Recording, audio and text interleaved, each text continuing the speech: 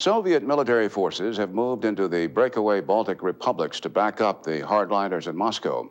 In the Estonian capital, Tallinn, Soviet warships have blocked the harbor, and the army has taken control of the port. In Lithuania, troops have taken over TV and radio stations in Vilnius and Kaunas. A Lithuanian government spokeswoman says Soviet forces, which had surrounded the republic's parliament building, now have withdrawn. And in Latvia, more of the same. Latvia's main television station in Riga is now in the hands of Soviet troops. President Bush interrupted his vacation in Maine, and he rushed back to Washington following word of the Soviet coup. He met with his top advisors and announced that the United States is cutting off economic assistance to the Soviet Union as a result of this coup. The Soviet ambassador to the United States, Viktor Klimtov, visited the White House, and he delivered a letter from Yanayev to President Bush. The contents of that letter not disclosed. Other Western leaders also are denouncing this coup. British Prime Minister John Major is calling the overthrow at the Kremlin an ominous development. It is now 3 o'clock in the morning in Moscow. CNN's Eileen O'Connor is there. She joins us now with the latest. Eileen? Well, the citizens of Moscow have come out to support Boris Yeltsin.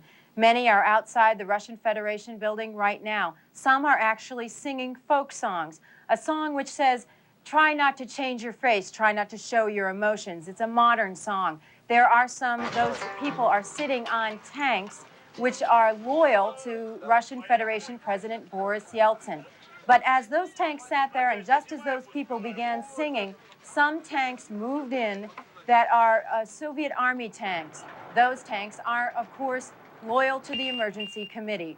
It is not clear exactly what is going to happen. Yeltsin is holed up in the Russian Federation building called the White House here, holed up for the evening, trying to work out a strategy for tomorrow.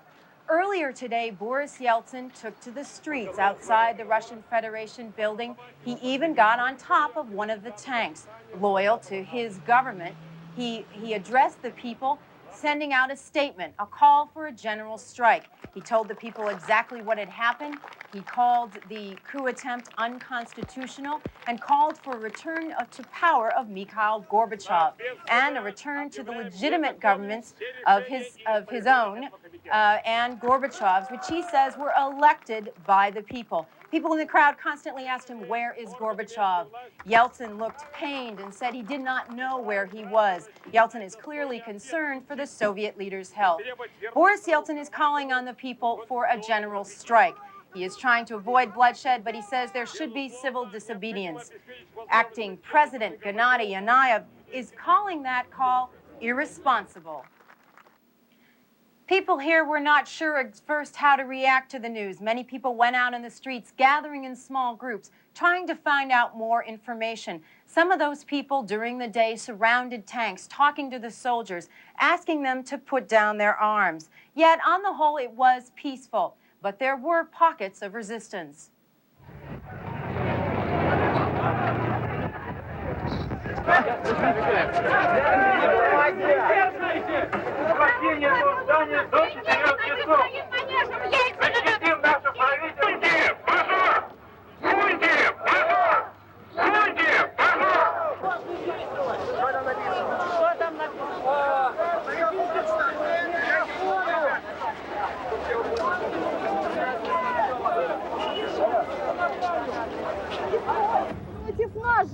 You're going against yourselves. Don't do this. Think about what you're doing, young man.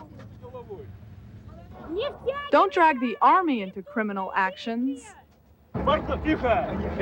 You've got to understand us, too. There is chaos in the country. Yazov has nothing to do with this. We used to feed you boys. You're our sons. Go back.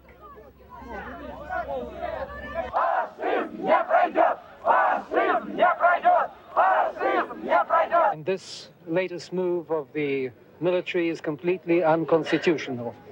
Yeltsin and the government of the Russian Federation is a government that has been elected by the people, and it's working for the people. And therefore we most vehemently object to the latest move.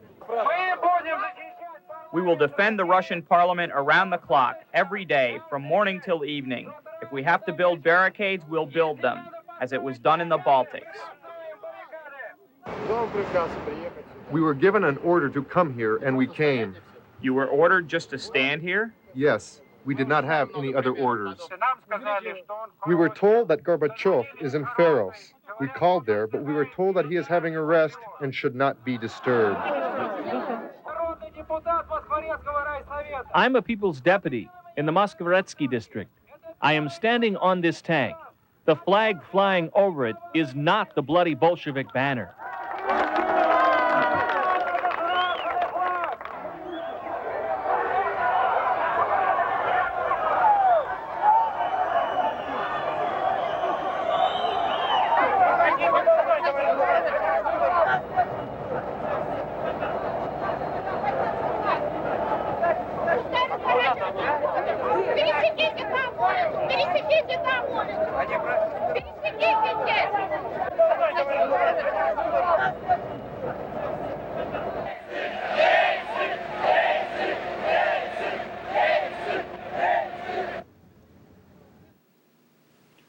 Earlier today, the Russian Federation leaders, after President Bush's recent statement, called that statement encouraging. We spoke by phone to a deputy foreign minister. He said that that was exactly what Boris Yeltsin had been calling for, a non-recognition of this emergency committee, and a statement calling for a return to power of Mikhail Gorbachev.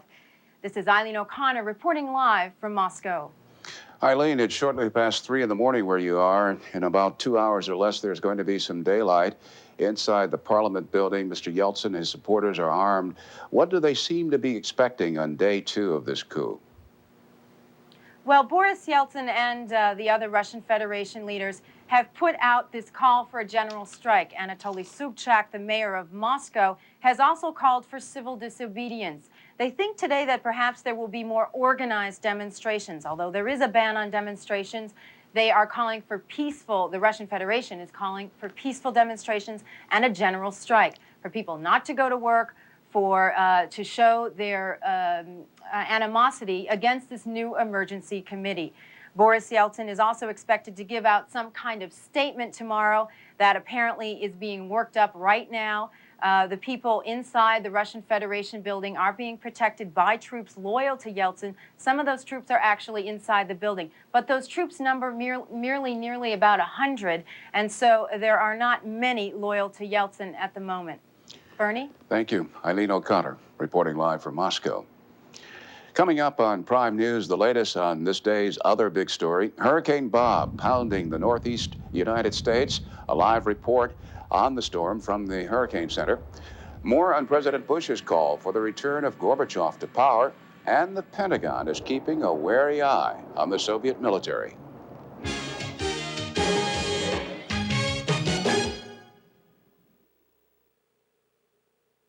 Prime News is brought to you by Pitt Printing for all your business printing needs. Let's add a few graphics. I like that. And if we add another color... At Pitt Printing, we know it's not just another brochure or presentation. It's your business. This is great. Pitt Printing. Give us a call. We'll show you why we're the biggest business printer in the world. To get rid of her gray, my wife can spend 40 minutes.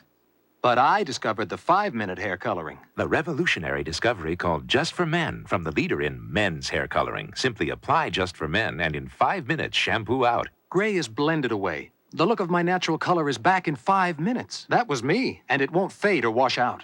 My hair takes forever, but you look great in just 5 minutes. The look of your natural color in just 5 minutes with Just for Men. All across the USA are great deals on the road. I go Mojo. Howard Johnson is on sale. Comfy rooms just $29 to $59 per night. A great price for up to 4 in a room. When the sun goes down at the end of every day, America turns to orange. Howard Johnson today. I go Mojo. Howard Johnson today. I love steak. I mean a big porterhouse. Delay. I like it very nicely medium. Rare. The sound is like... Wait. It's not done. Now, it's done. Done. Done. A1. It's how steak is done. Tonight, the Soviet shocker, a coup rocks Moscow. What's the future for Gorbachev, the republics, and Glasnost? Former UN Ambassador Gene Kirkpatrick and world chess champion Garry Kasparov. Tonight on Larry King Live, 9 Eastern on CNN.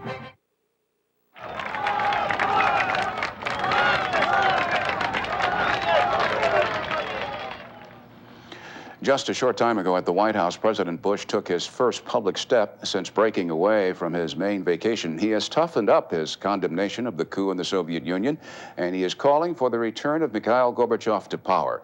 With the latest now from the White House, CNN's David French. David? Indeed, Bernie, even though the president's statement was brief, one page, it was strongly worded and, as you said, urging Gorbachev's reinstatement to power. It came after the rush back to the White House from a vacation spot in Maine, a place he loves to go, and an afternoon of consulting with his top aides and by phone with key Western leaders. The president also received a letter from the Soviet vice president and now the acting president, Gennady Yanayev.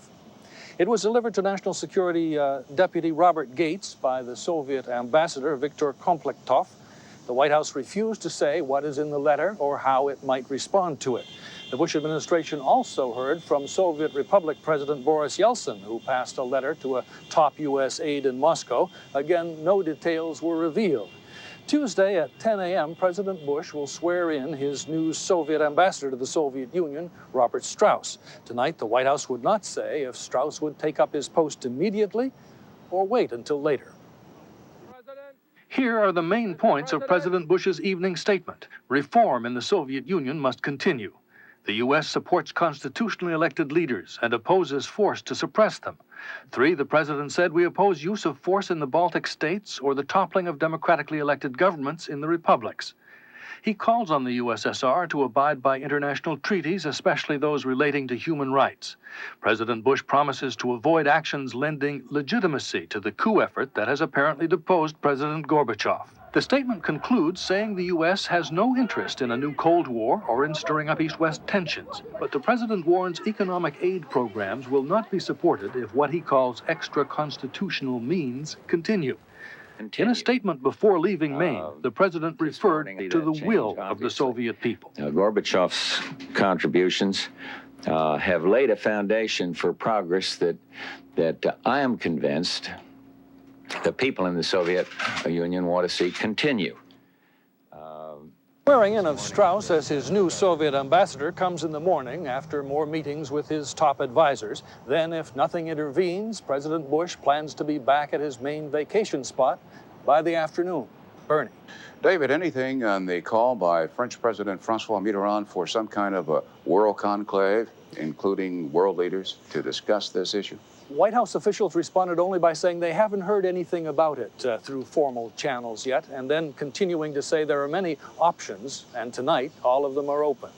David French reporting live from the White House. And now more reaction from Europe. It was Gorbachev, after all, who changed the face of Europe by allowing the nations of Eastern Europe to go their own way. And from Warsaw to number 10 Downing Street, London, his demise was greeted with shock and a good deal of concern. Our man Rick Salinger is in London. The pictures of tanks on the streets of Moscow sent profound shockwaves rippling across Europe. Only a month ago, Mikhail Gorbachev was in London, hand in hand, asking the leading capitalist nations for economic aid. He received plenty of encouragement, but little cash. Now, London newspapers announce his downfall, and European leaders wonder what of Gorbachev's policies will remain. But I would like to make clear, above all, that we will expect the Soviet Union to respect and honor all those commitments that President Gorbachev has made on its behalf. Major condemned what he called an unconstitutional seizure of power. After an urgent meeting of key cabinet members, Foreign Secretary Douglas Hurd announced some action has been taken. More may follow. If the Soviet Union relapses into repression, then of course that will have an effect, not just on the British Know-How Fund, which we've suspended today, but on quite a wide range of measures which the European community and others have taken to help forward the process of reform. Former Prime Minister Margaret Thatcher was one of the first Western leaders to forge close bonds with Gorbachev. She denounced his ouster and urged Britain to review defense cuts. We clearly, totally and utterly condemn. We hold up the defense cuts to see what will happen, and we're totally behind those who believe in democracy in the Soviet Union, and we hope that they will manage to rally and their views will prevail. In Brussels, NATO officials held an emergency session, saying reform in the Soviet Union is threatened. A meeting of NATO foreign ministers is called for later this week. Eastern Europe was politically redefined thanks to Gorbachev. Czechoslovakia's President Václav Havel expressed deep concern and said his country could face a wave of refugees from the Soviet Union. Germany's Chancellor Helmut Kohl told the Soviet Union it can only count on further Western aid if it continues its policy of disarmament and democratization. Gorbachev's policies led to German unification and the end of 40 years of Cold War tensions. But analysts say the Soviet Union is now so economically enfeebled that the new hardline regime couldn't resume the old East-West confrontation even if it wanted to. The Soviet Union doesn't have the capability to express much more than nuisance value. Throughout Europe, the financial markets were in turmoil. In London, the stock exchange index dropped over 100 points. Dollars and gold rose sharply. Europe had been warming up to the Soviet Union under Gorbachev, looking forward to an era of peace and economic cooperation. But in a matter of hours, all that changed. Financial aid packages have been put back on the shelf, and some European governments may hold back on defense cuts until the picture becomes clear. Rick Salinger, CNN, London. Here in the United States, the fall of Gorbachev triggered a wild day of panic selling on Wall Street, stocks plunging more than 100 points in the early moments of frantic trading, then recovering to close down nearly 70 points. It was the worst single drop since last October. In Tokyo, Gorbachev's fall unleashed a furious sell-off. The Nikkei Dow plunging more than 6%, the third largest drop in Japanese history. Still ahead on Prime News, more on the ouster of Mikhail Gorbachev and its aftermath, and the latest on the whereabouts of Hurricane Bob and how people in its path have weathered the storm. Let's add a few graphics. I like that. And if we add another At color... Pip Printing, we know it's not just another brochure or presentation. It's your business. This is great. Pip Printing. Give us a call. We'll show you why we're the biggest business printer in the world. You gotta love a place where you get a lot of space for not a lot of money and the breakfast is free. At Hampton Inn, you got our guarantee. Comfortable rooms, money-saving extras, and friendly service every time, or your stay is free. At Hampton Inn, yeah, you got our guarantee. For reservations or a free directory listing our locations and affordable rates, call 1-800-HAMPTON. Now, ask for extension 9. At Hampton Inn, yeah, you got our guarantee. Amazing! I have never seen anything like this before. At first they said it was like nothing they'd ever seen. I just can't describe it. Now they're saying it's like nothing they've ever experienced. It's just beautiful. Some called it almost perfect, Today, UPI called it a near-perfect blend of form and function.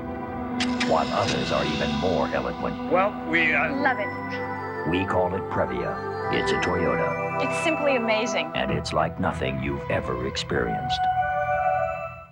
I like to know everything. I'm one of those people. Give me the facts. Well, Healthy Choice does that.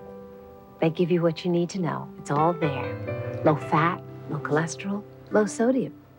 You see, Healthy Choice understands that I can make sense of this. I appreciate that.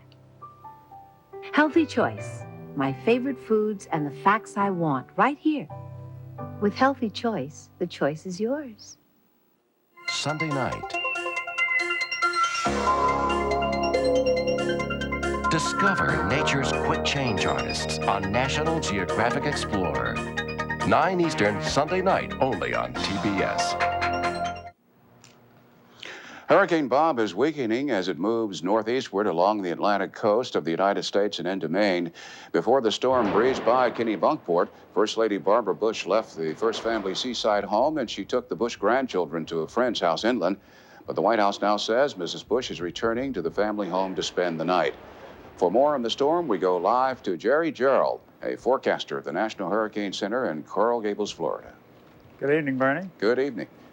What's the latest?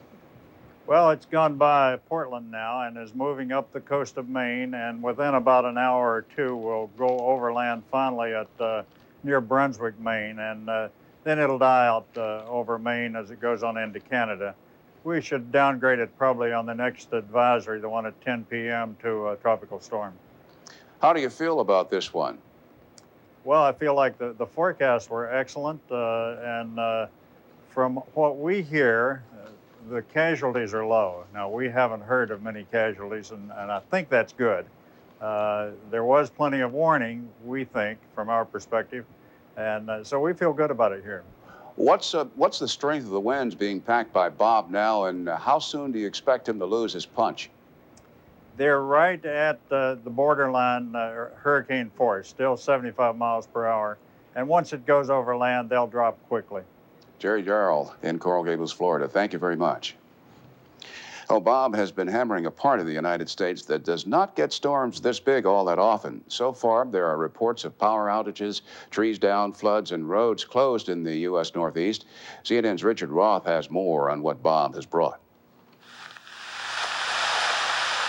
This was not a good day to look for summer beach property.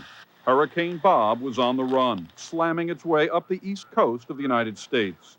We came in from Louisiana day before yesterday to be on vacation, come down the Cape and spend some time in Boston, and we seem to have hit a hurricane, which we get a lot of those down in Louisiana. We didn't need to make it here. More than 700,000 people had their electrical power knocked out as the storm moved north. Thousands of beach residents were evacuated inland. Resort towns looked like battle zones. And as waves surged more than 7 to 10 feet, the Navy put submarines out to sea to avoid Bob. It was a Monday to stay inside a storm shelter, or a home as long as the foundation held. In Falmouth, Massachusetts, roofs were torn off. On Long Island, not many took up invitations to head for the Hamptons. The store's open. Been open since 12 o'clock. I haven't seen anybody yet. Winds were measured at 105 miles per hour as the storm passed over Block Island, but most places were spared major damage. In cities like Cape Hatteras, flooding was the worst problem. Bob passed through Sunday night, and by Monday, homeowners and vacationers were returning. But in Massachusetts, people were pleading for mercy. We won't get the best of tans this time, but hey, it's exciting. If it's going to be bad weather, you might as well go with a hurricane. In Ocean City, Maryland, it wasn't bingo, but Bob, they were yelling. It had been 6 years since Hurricane Gloria hit the Northeast. Bob had less hype in front of it, but made its own mark anyway. Not even Kennebunkport, President Bush's summer home, escaped as Bob pelted the shore with high winds and rain. The president said the storm wouldn't scare him a bit, but soon after he left for Washington. His aides said it was because of another storm, the one rising in the Soviet Union. Richard Roth, CNN, New York. And coming up in Prime News, more news from this day, and of course, more on the crisis in the Soviet Union.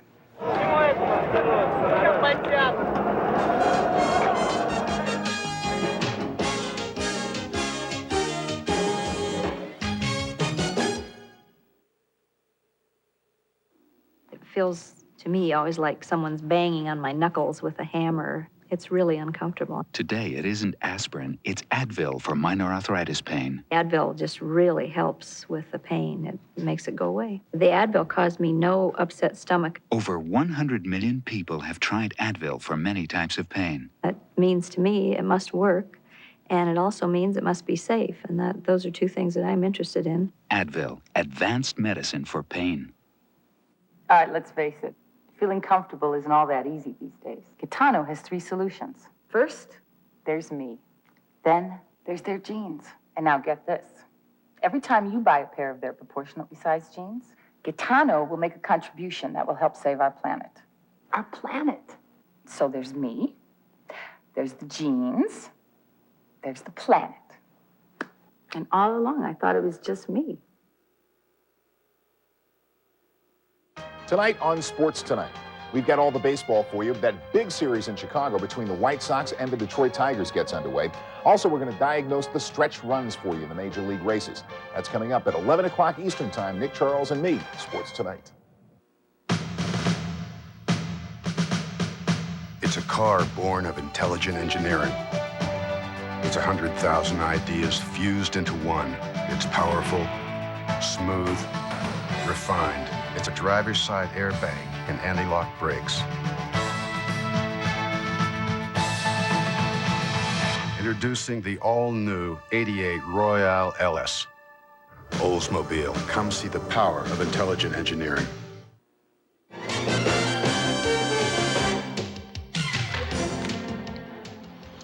The drifter who led police to the corpse of a 10-year-old girl has pleaded guilty to kidnapping the child. Donald Leroy Evans could be sentenced to life in prison on the federal kidnapping charge. Also, he faces state charges of murdering the girl in both Mississippi and Louisiana.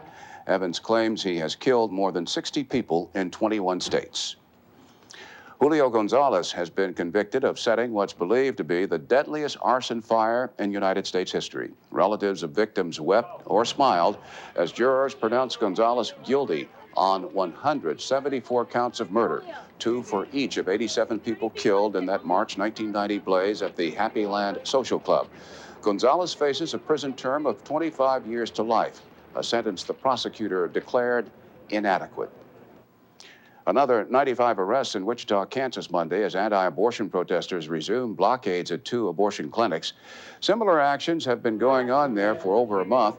Demonstrators, some of them coming to Wichita from other parts of the country, are planning protests all this week. It is a build-up to an anti-abortion rally scheduled for this coming Sunday. Abortion rights activists are planning their own rally on Saturday. And here now for you an update on that transplant mix-up story we told you about last week. Doctors at a Portland, Oregon hospital say a man given the wrong heart is now doing well, one day after receiving a new compatible heart. 5 days ago, the unidentified patient got a transplanted heart with the wrong blood type. Now the man's doctor says he's breathing without the help of a respirator, but he remains in critical condition. Coming up in the second half hour of Prime News, the latest on developments in the Soviet crisis. We'll talk to former CIA Director Stansfield Turner on the implications for U.S. intelligence and United States policy, and a report on how the rumbling of these tanks through Moscow is causing rumblings in United States-Soviet relations.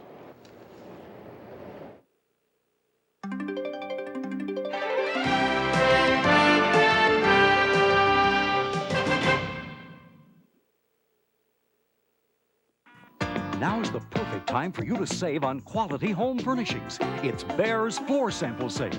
For a limited time, you can save 20, 30, 40, even 50% on floor samples of the very best in the business.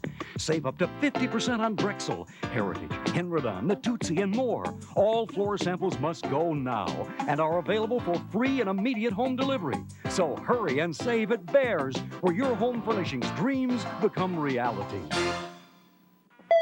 Carrier, and your Carrier 5-star dealer. The leaders in air conditioning. The 2 names you can trust. Your comfort is my #1 priority.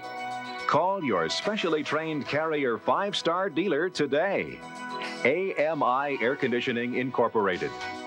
Carrier 5-star dealers. Florida's #1 air conditioners.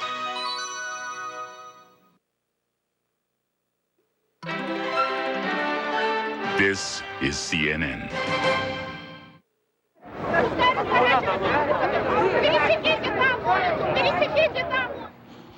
Checking the latest developments in the Soviet crisis, United States President George Bush is calling for ousted Soviet President Mikhail Gorbachev to return to power.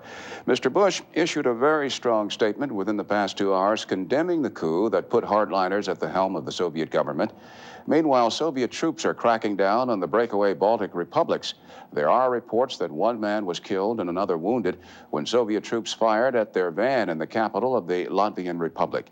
But a spokeswoman for the Lithuanian government says a column of Soviet tanks withdrew Tuesday after surrounding the Lithuanian parliament building.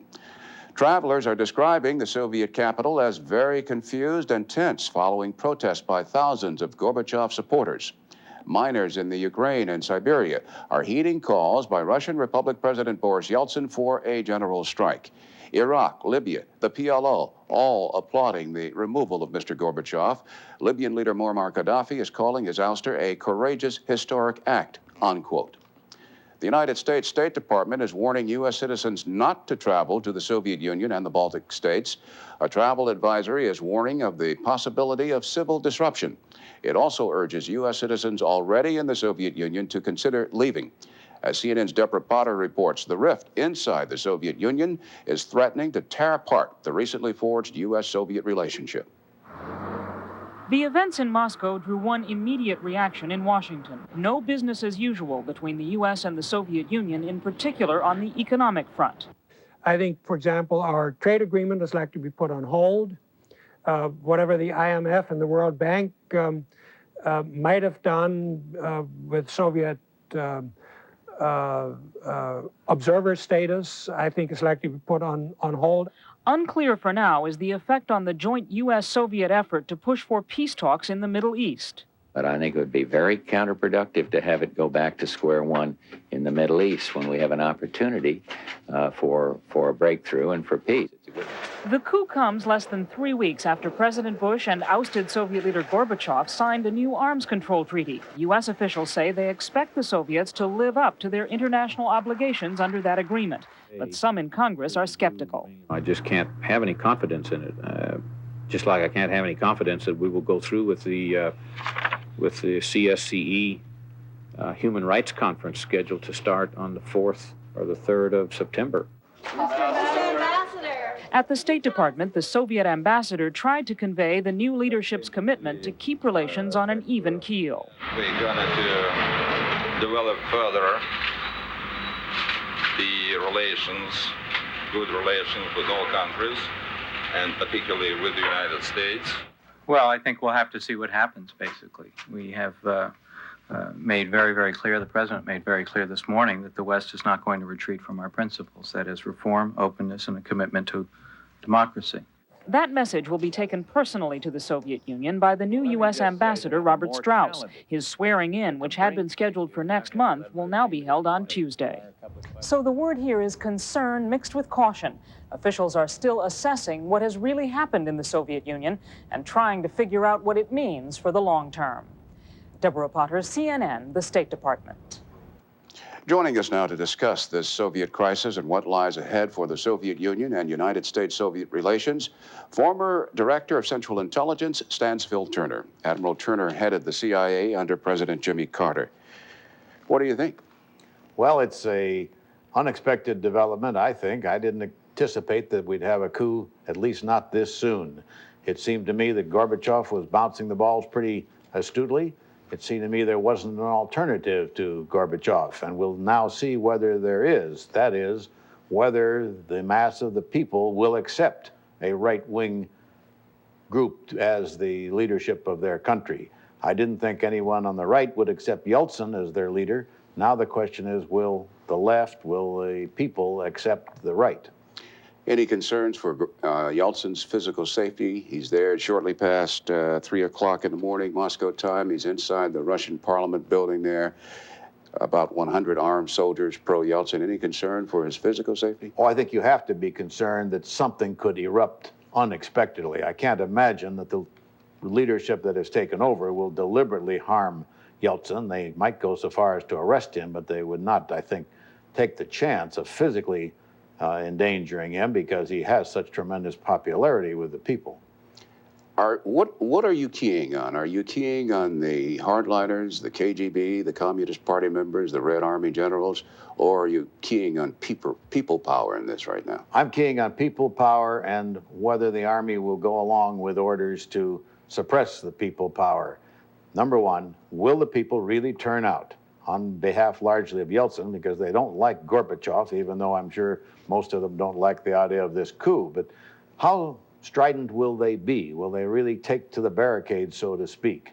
And then, will the Army have been able to put loyal units into place that will fire, if necessary, on their own people? That's going to be a tough decision. What impact do you see President Bush's second and tougher statement coming out of the White House later today having on this committee that's running things in Moscow? I frankly think that there's not much that Mr. Bush or the United States can do that will affect the internal machinations that are going on inside the Soviet Union. Their concerns are domestic, they're not foreign. And I a little bit regret the strong position the president is taking. I think we're going to have a lot of this kind of problem with the Soviets and with the Eastern Europeans over probably the next decade, Bernie. They have a long way to go towards democracy and free enterprise, and there's going to be a lot of discontent in the meantime. Therefore, we ought to take this a little cool and be prepared, because it'll come up again and again, maybe not in the same form, but there will be all kinds of difficulties inside all of those former communist countries as they try to make a very difficult adjustment here. Let me reach between the words of the statement you just made, an interesting choice of words. You said you very much regret the president's strong position, a man he clung to after succeeding Ronald Reagan, a man whom he obviously was able to deal with as recently as 3 weeks ago in Moscow. I'm just concerned that the United States not get too far out on a limb here, that Gorbachev has to come back into power, or that various other things have to be done, because I don't think we have the power to enforce that, and we're going to have to continue to deal with the Soviet Union. Now, if they get to shooting people in the streets, we're going to have to be absolutely righteously indignant. But as far as insisting that they turn this coup back, may put us in a very strained position if they don't turn it back. As former director of Central Intelligence, let's analyze something that I was thinking about earlier today. If for a moment you took these people at their word, the members of this committee, saying that they wanted to put the lid back on, their economy is falling apart, and they're concerned about what's going on to their social fabric. The Soviet Union cannot feed her people right now. There's word of a possible famine later this year. Do you foresee the military using soldiers and trucks to harvest the crop, to get it from the fields to the processing plants? Because we know now roughly 50% of our crops rot in the field. Do you see that as a key concern of the military in all this? Oh, I think they'll almost have to do that. A lot of trucks already do dual purpose. That is, they work for the farmers. The military don't drive them, but they work for the farmers in the harvest time, and then they're available to the Army when they need them for training or for war. I think one thing we should all keep very much in mind here is this reaffirms how weak the Soviet Union really is today.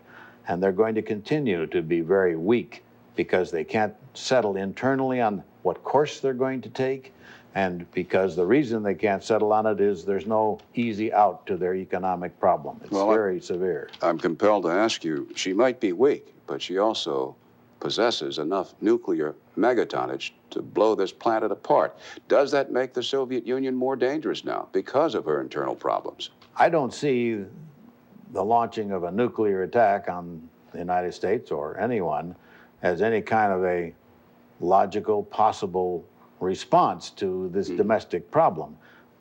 None of us can be anything but concerned about that. That's why I'm glad we've had the START treaty, but I think it's such a small reduction in the overall nuclear weapons in the world that we've got to press on for much more substantial reductions as soon as we possibly can. Last question. Where did Mikhail Gorbachev go wrong? I think he was riding two horses. On the one day, he was a conservative in order to placate that wing that was becoming obstreperous, for instance, last autumn.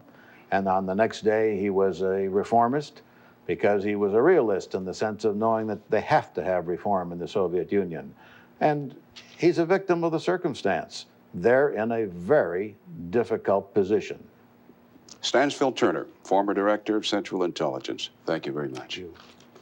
Coming up next on Prime News, a report on the Soviet military's role in the ultimate success or failure of this coup. And Soviets in the United States are voicing concerns about friends and family caught in the coup. Is this you? Spend an hour washing your car every week, getting all messed up when you could be having fun? Or maybe you spend $6 at the car wash. Either way, 2 days later, it looks like it was never washed. Shouldn't there be a way to keep your car looking great all the time? Now there is. Finally, you can stop washing your car and start dusting it with the amazing duster. In seconds, your car will look like it was just washed. It was guaranteed, so I tried it. And you know, it really does work like magic. And your duster will last for years. It was originally developed for car buffs to keep their show cars looking new. See, its specially treated fibers lift the dust off without a scratch, so it's guaranteed safe for even the most delicate paint jobs. Look at that shine. With this expensive investment to protect, I'd rather use my amazing Duster Than Wash any day. Because it's so easy to use, you'll want one for every car in your family. And they make great gifts, too. My husband bought me this amazing duster.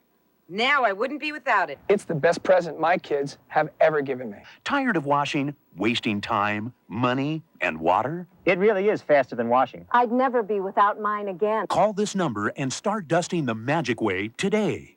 It's available only through this special TV offer. Thousands have been sold for $29.95. But call now, take advantage of this special offer, and pay only $19.95. That's right, you'll save $10. Order now, and you'll also get this handsome carrying case worth $5 absolutely free. That's a $35 value for only $19.95. So call this number and forget about washing your car.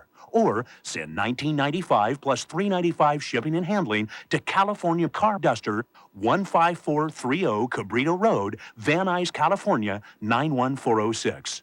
But to start dusting your car even sooner, call this number now. Have your credit card ready. Our operators are standing by.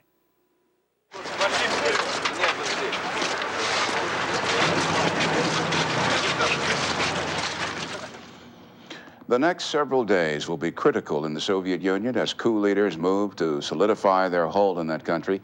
CNN's Wolf Blitzer reports the Pentagon is watching this situation closely and, for now, maintaining a low profile. Pictures like these from the Soviet Union underscore a point made by Pentagon officials.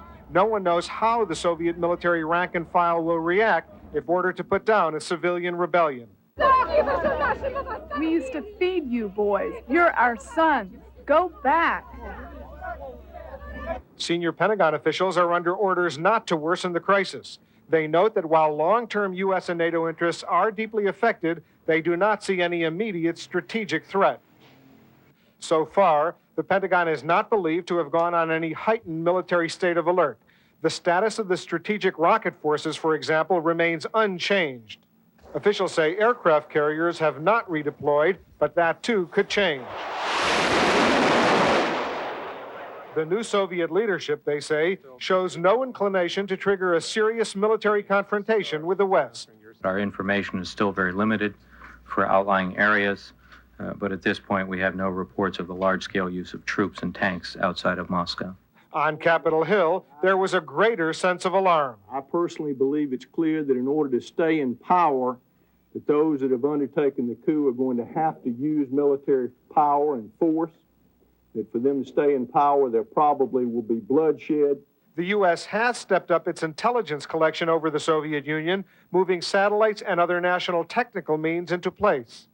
The intelligence community was surprised by the specific timing of the coup, although both the Defense Intelligence Agency and the Central Intelligence Agency have been warning for months that Gorbachev's days in power were numbered. I can't say we anticipated anything right at the moment. There were a lot of experts who have been pointing out some of these dangers, and the one danger, of course, has been a military coup, but I don't know of anyone who predicted precisely what was going to happen. Officials say the new hardline leadership so far apparently feels compelled to abide by the formal terms of the Soviet Constitution. But these officials believe that if domestic unrest intensifies in the next few days, those constitutional formalities will likely be abandoned. Wolf Blitzer, CNN, the Pentagon. Yugoslavians are wondering how the changes in Moscow may affect their divided country's future. The 8-member Yugoslavian presidency met Monday night to discuss what it called the possible influence of the Soviet situation. In Croatia, meanwhile, local defense forces are on the lookout for rebel Serbs living within the Croatian Republic. Recent fighting involving the two ethnic groups and government troops reportedly has claimed dozens of lives. Deadly chemicals, possibly intended for use in Iraqi weapons, reportedly have been found in a Kuwait City schoolyard. Western sources say that the chemicals were discovered in a vat apparently left behind by the Iraqis. These chemicals reportedly include mustard gas and phosgene, both of them lethal in large amounts. A Kuwait newspaper says British experts have been asked to destroy the vat and its contents. Just ahead on Prime News, Karen McGinnis with the weather and an update on the now weakening Hurricane Bob. The killer storm blew its way through the northeast United States and it moved toward Canada's Atlantic coast. Every time you buy a pair of their proportionately sized jeans, Gitano will make a contribution that will help save our planet. Our planet. P.S. Gitano. Proportionately sized jeans. Going out around the world, are you ready for a brand new beat? The Ford factory authorized clearance is going on now. Get financing as low as 2.9 on Escort. Save up to $2,600 on F-Series pickup. Save on Taurus, Aerostar, Thunderbird, Ranger. They're dancing in the streets, yeah. It's all at your Ford dealer now. The one and only Ford factory authorized clearance. News, Debate. sports, weather, Advice. pros, the cons, Fashion. talk, finance, Showbiz. tantalizing cuisine. CNN, we're the news you need and much more. His name is Bob, her name, Karen. Karen McGinnis with the latest on Bob. Thanks, Bernie. And Bob really does not have a clearly defined center at this point. We think perhaps the next time that we're updated on Bob, it may, in fact, become a tropical storm. Not to become complacent, because this has been a fierce storm system as it just roared up the coast, leaving damage in its wake. We'll show you that in just a second. But here is Bob at this point. Its position puts it near the Brunswick area. They can see it just kind of fizzles out, is becoming a little bit more diffuse. And now our Canadian neighbors will have to worry about this storm system, the possibility of some fierce wind damage, some gusty winds, that storm surge that at this point may be 3 to 5 feet. If you're plotting Bob, Hurricane Bob is located at 43.8 degrees north, 69.9 degrees west. Still the winds are at 75 miles per hour, which makes it a minimal hurricane, but still capable of producing damage. It's now moving towards the north-northeast at just about 30 miles an hour, so it's slowed down a little bit, but as I've mentioned, it has become a little bit more diffuse. Just to give you some idea of what Bob has left in its wake is that over New York City, we saw about 2.5 inches of rainfall. This is from Stonington, Connecticut. They certainly saw the fierce winds and heavy downpours. If you didn't get out of town, you had to stay inside. It certainly made for hazardous driving conditions in lots of areas. Get away from Connecticut for a moment. The eastern third of Rhode Island is reported without power at this time. Tomorrow's going to look like a whole different day, although we're going to watch this secondary area of low pressure still situated back over here. It's going to move across the northeast and New England, give you a double barrel rainfall. So it looks like you're going to see some pretty heavy rainfall totals coming up for the month of August. Going to be pretty steamy across the nation's midsection if you've got travel plans. Temperatures well into the 90s. Across the west, fairly dry. We may see a little ripple in the atmosphere. Let's talk about daytime high temperatures. In Denver, 85 degrees. Salt Lake City, still sizzling hot, 92 for Tuesday afternoon. You're going to see a better day coming up in Washington, D.C. I think a few scattered thunderstorms, about 82. But New York, you've got some more thunderstorms in your forecast, and 77. Now, these forecasts coming up for Tuesday.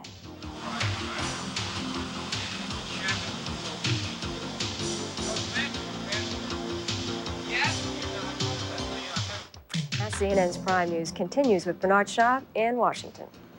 Thank you, Karen. When we return, we'll have the latest on crisis in the Soviet Union, and we'll check on the reaction of Soviets now living in the United States.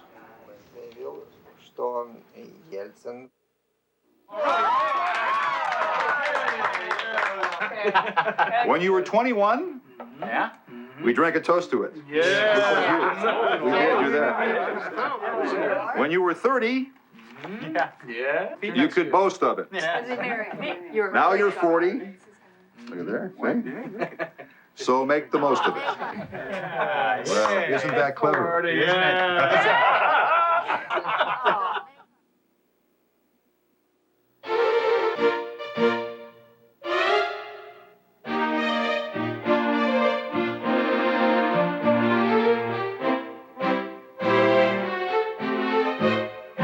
If you buy a Sterling before August 31st, do you know what you'll get on top of all these features? Zero.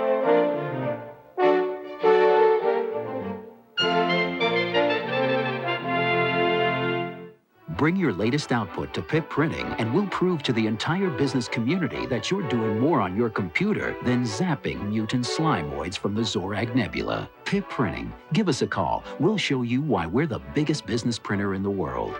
Cuba, a nation just 90 miles from our shores, yet most Americans know all too little of this fascinating island.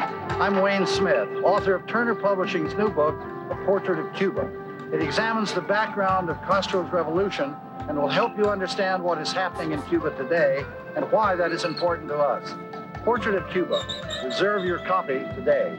The new book from Turner Publishing, Portrait of Cuba. To reserve your copy, call 1-800-727-9897.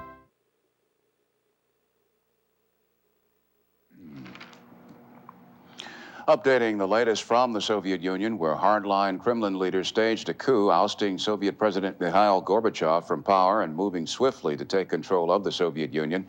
As the coup began in Moscow early Monday, Soviet tanks and troops moved into the streets of Moscow. Tonight, tank units loyal to the new Kremlin power were again impeded by demonstrators in defiance of an order banning demonstrations. Earlier, a number of small military units broke away and declared their loyalty to Russian Federation President Boris Yeltsin.